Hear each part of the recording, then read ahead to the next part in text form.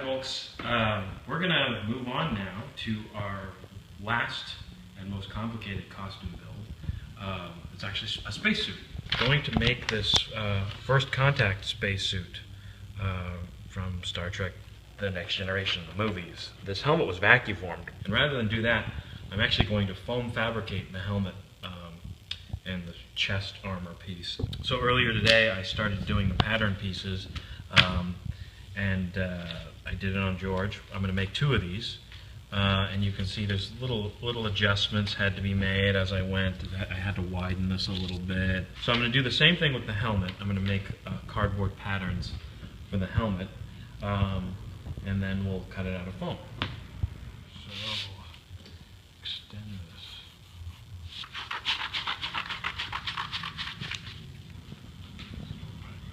I'm going to have to compensate quite a bit for the thickness of this foam. It's not going to fit exactly the same way as the paper. So I'm extending the edges here a little bit from what the pattern said. Cuts like butter. Curving it a little bit so it conforms to the body a little bit better. So I cut this one out and formed it with the heat gun.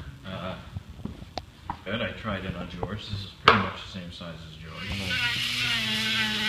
I've got to flatten this edge so it meets with the collar piece nice and flush. Smell something? Sweet odor, like honey.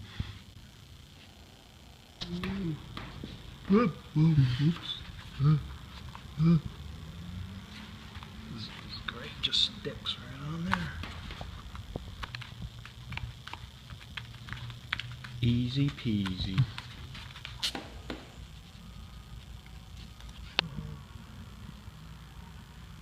That off.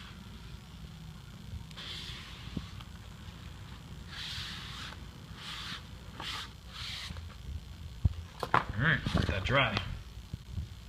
Use this thinner craft foam and do these extra detail pieces on there. I can, finish patterning out this helmet and make that in foam as well.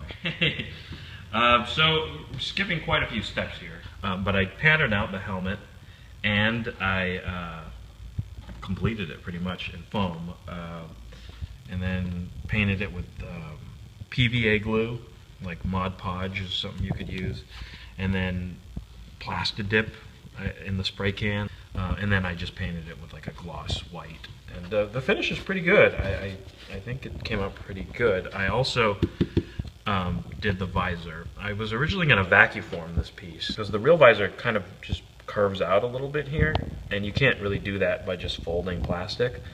But it was such a minor detail that it would save me so much time to just fold a plastic visor and like use a heat gun to solidify the edges a little bit. So I made this cardboard template here and just cut it out of this 040 PETG, and I folded it over and tweaked the edges a little bit so it fit, and it's glued in there. My original plan was to there was like a rubber gasket here, and I was going to use paracord, but I found this weather stripping. Kind of interesting about this is I bought one package to do I bought 2 packages to do this, and one strip did the front and the back of this armor with only this tiny bit left, so it was almost exact, and the other strip fit the helmet exactly. Now the chances of that happening are like astronomically low. Some pinstriping on the top, which was on the actual helmet, and that's just this Oracle stuff I cut into thin strips.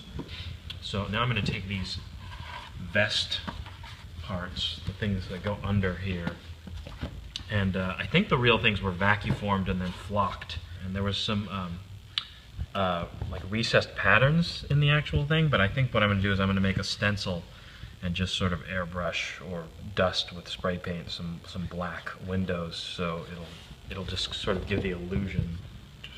That should be plenty.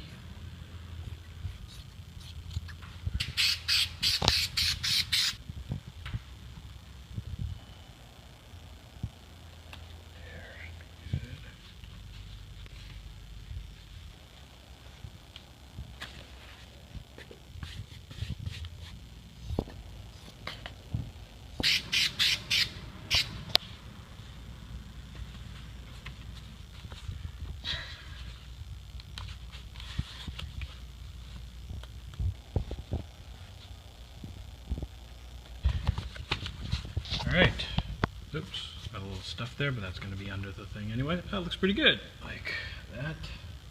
It's good. All right, so I'm going to test this. I put masking tape over, and I'm just going to dust it with a little black spray paint.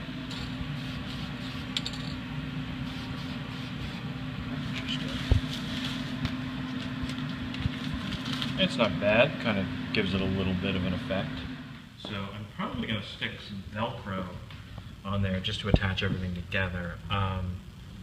It doesn't really need to come off, but if I put Velcro on there, I can at least adjust the size a little bit, depending on the person. And then I'm going to use these buckles here and probably glue some straps there.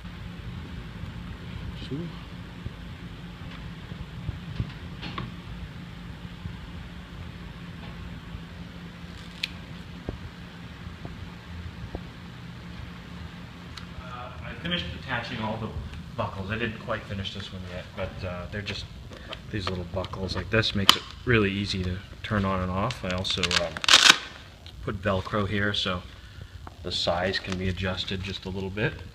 I also got my electronics in the mail, which were I just got these like LED strand lights. I'll put them inside the helmet, and there's a couple of other lights on the helmet that I saved this a long time ago from a friend's wedding. It was like this wand, this light up LED wand thing, but it had this pretty cool sequence, and the real suit had like these blinking LEDs that kind of pulsed on and off like this.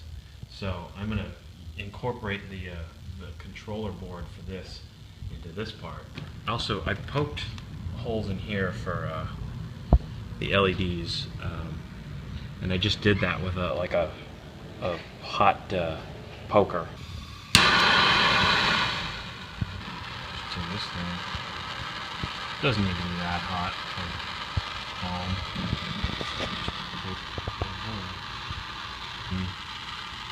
back here, like here. Alright, so I installed the electronics. You can see I put these little surface mount LEDs on the front to illuminate the face a little bit. There's a little red LED there and a blue thing back there. It's all wired in there, and I just covered the inside of the helmet in black gaff tape to kind of hide everything. I had to put them on separate batteries because well, I explained in the last one that I had this little sequencer, and when I hooked them into the same battery, it would end up making these lights kind of flicker too. So instead, I just had to put its own battery pack here. Looks like Christmas on your chest there. It is Christmas. It's Christmas for me. It's Christmas morning.